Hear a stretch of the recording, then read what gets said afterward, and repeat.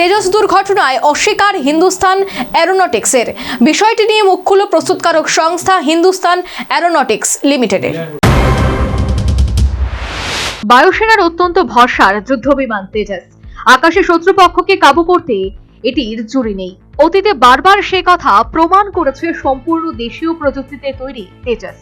ঘাটতি মেটাতে 2021 সালের ফেব্রুয়ারিতে হিন্দুস্তান এরোনটিক্স লিমিটেডকে 83টি তেজস যুদ্ধবিমান তৈরির বরাত দিয়েছিল প্রতিরক্ষা মন্ত্রক। পরে আরো 97টি তেজস তৈরির বরাত দেওয়া হয়। সোমবার একাধিক সর্বভারতীয় সংবাদ মাধ্যমের রিপোর্টে দাবি করা হয়, গত 7 ফেব্রুয়ারি সাধারণ প্রশিক্ষণ সেরে সেনাঘাটিতে ফিরছিল একটি যুদ্ধবিমান। রানওয়েতে অবতরণের সময় সেটি দুর্ঘটনার কবলে পড়ে। কার্যত দুমড়ে মুচড়ে যায় তেজসের কাঠামো। দুর্ঘটনার মুহূর্তে বিমান থেকে বেরিয়ে আসতে সক্ষম হয়েছে পাইলট। তবে এই দুর্ঘটনা নিয়ে সরকারের তরফ থেকে কোনো বিবৃতি না মিললেও বিষয়টি নিয়ে মুখ খুলেছেন এবার তেজসের প্রস্তুতকারক সংস্থা হেল্প।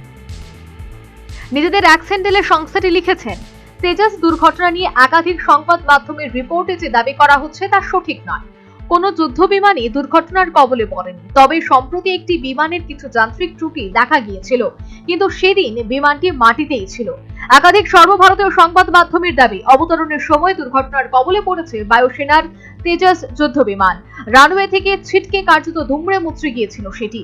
এই পরিস্থিতিতে বিষয়টি নিয়ে মুখ খুলল তেজসের প্রস্তুতকারক সংস্থা হিন্দুস্তান এরোনটিক্স লিমিটেড। তারা জানিয়েছে, কোনো তেজস যুদ্ধবিমান দুর্ঘটনার কবলে পড়েনি। সংস্থাটি আরো জানিয়েছে, সমসাময়িক যুদ্ধবিমানগুলির মধ্যে তেজসের নিরাপত্তা ব্যবস্থা বিশ্বের মধ্যে সেরা। তবে এসওপি অনুযায়ী গোটা পরিস্থিতি নিয়ে আমরা বায়ুসেনার সঙ্গে যোগাযোগ রেখেছি এবং সমস্ত বিষয়টি পর্যালোচনা হচ্ছে। National bureau report, news vanguard.